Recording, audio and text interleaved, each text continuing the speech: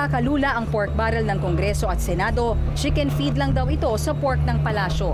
Para sa 2.268 trillion pesos na budget para sa taong 2014, aabot sa halos kalahating bilyong piso o 1/5 nito ang inilaan para sa paggastos ni Pinoy. Samantalang ang kontrobersyal na PDAP o Priority Development Assistance Fund ay halos 6% lang ng pondo ng Pangulo. Ang mga datos na yan nanggaling mismo kay Professor Leonor Briones na naging ingat yaman sa panahon ni dating Pangulong Estrada at Arroyo.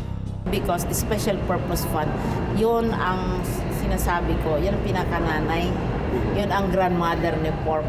Kasi bahagi sa Special Purpose Funds ang pork. 2 trilyong piso ng pera ng gobyerno. Pareho ang mga numero sa isinagawang pag-aaral ng Kabataan Party List. Pero dagdag ni Representative Terry Ridon, posible pang umabot sa 1.3 trillion pesos ang pondong nasa kontrol ng Pangulo. Kasama na riyan ang intelligence at confidential expenses na umaabot sa 1.4 billion pesos. Ang pondong ito, sinasabing hindi na kailangang dumaan sa COA.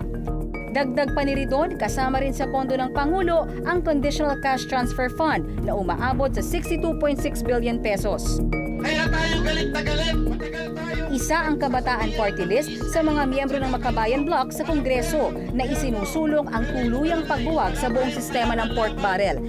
Kaya hindi raw sapat ang sinasabi ng Pangulo na PDAP lang ng mga mambabatas ang dapat tanggalin.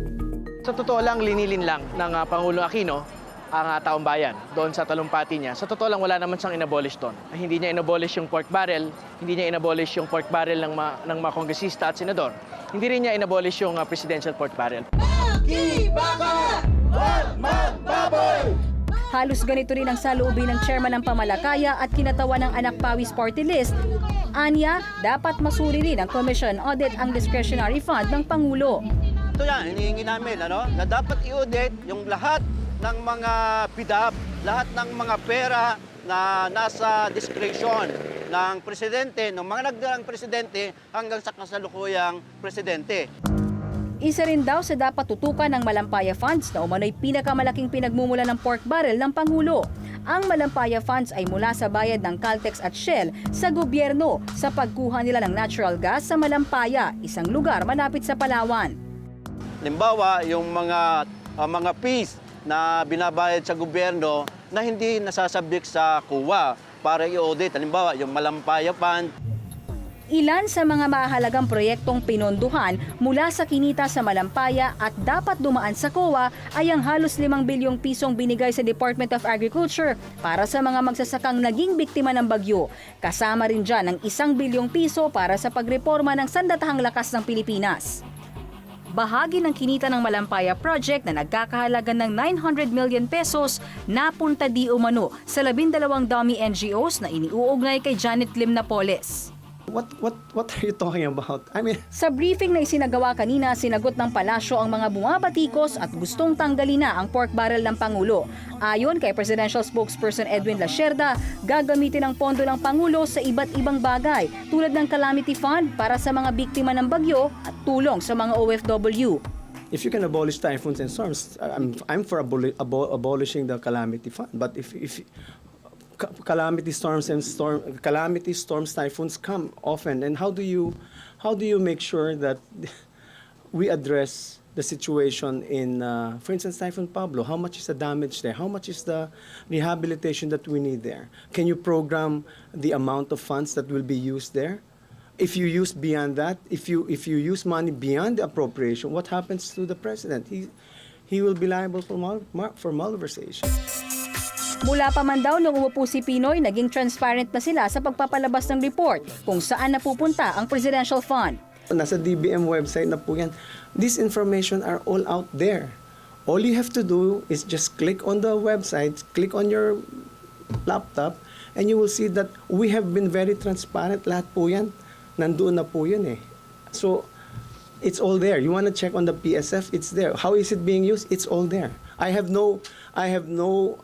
not privy to the PSF, but you want to know kung ano nangyari dito sa mga pondong to?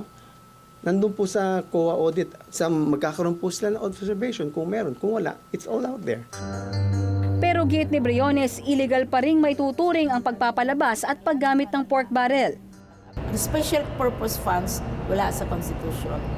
Ang pork barrel, wala sa Constitution. And only the President can approve the release of these funds dahil nga because it is lump sum. Malinaw na wala sa bokabularyo ng Pangulo na isuko ang PDAF o ang kanyang sariling Special Purpose Fund o paano man nila ito tatawagin pa. Dito kasi kinukuha ang pantustos sa mga proyekto gaya ng tulay, patubig, pang-tuition at kung ano-ano pa. Paikot-ikot man ang problema, papalit-palit man ang maging pangalan nito, iisa lang naman talaga ang tunay na hamon. Paano titiyakin na hindi ito mananakaw? Ako po si Mayan Los Baños nag-uulat para sa Reaksyon. At hatid namin sa inyo ngayon ang natatanging obra ng kapatid nating si Lourdes de Vera sa kanyang Word of the Lord.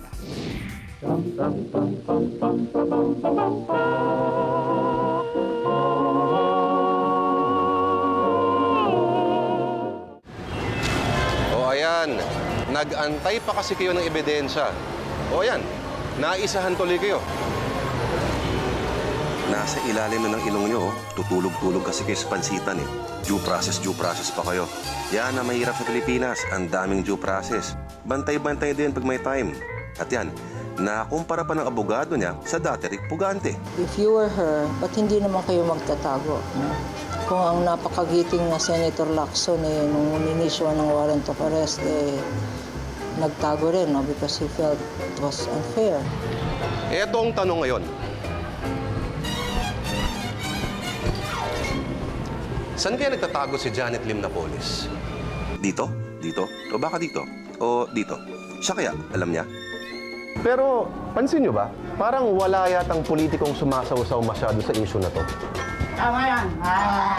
Di ba? Ang mga usual na mapapil. Nasaan sila?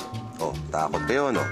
Flight is an indication of guilt, ika nga. Pero ang tanong, guilty or not guilty nga ba si ate? Guilty. Guilty siguro kasi may lumabas na issue na ganyan eh. Guilty siya kasi mali siya. Guilty yan. Bakit?